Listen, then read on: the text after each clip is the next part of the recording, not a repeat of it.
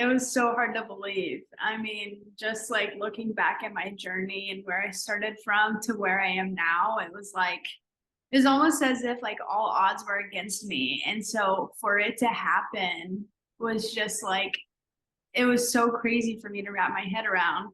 And it's just like, I still can't believe it, but everything's just going on. It's like, I guess I got drafted. I don't know, but no, it's awesome.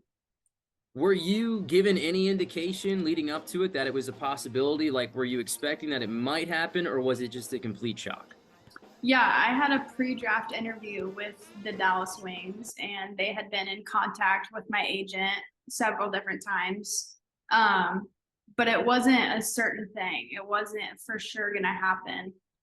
So going into draft night, it was like my name's gonna be called or it's not. And there's like it's 50-50. There's no like, oh yeah, you're definitely getting drafted. Like, so we went in and it was just like, okay, like third round, let's cross our fingers and see what happens. So Yeah, the third round. I mean, you're getting pretty close to the end there when you're getting your name called. How nerve-wracking was that? oh my gosh. I think the first and halfway through the second round, I was perfectly fine. And then it got to like middle of the second round, going into the third round, I'm like, oh my gosh, this is happening. Like this could happen tonight. And my agent actually texted me. I think it was at the halfway point in the second round. And he was like, are you ready to get excited?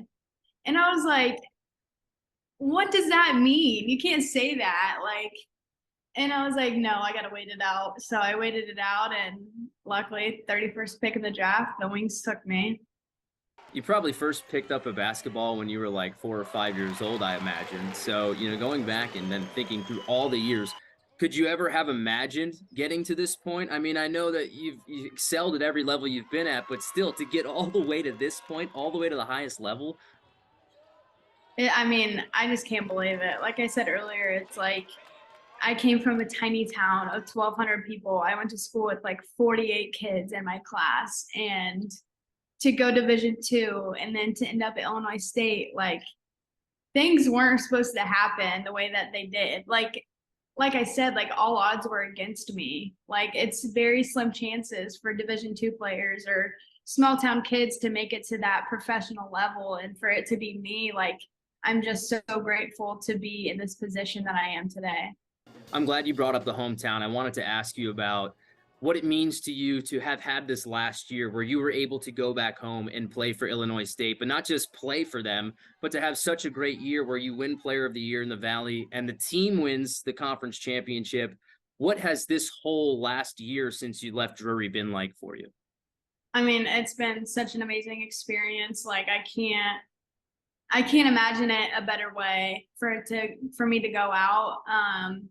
I just had so much support throughout this past year and at Drury and from my hometown. And so to be back kind of like in front of a home crowd, it was just like it felt so right for me to be there.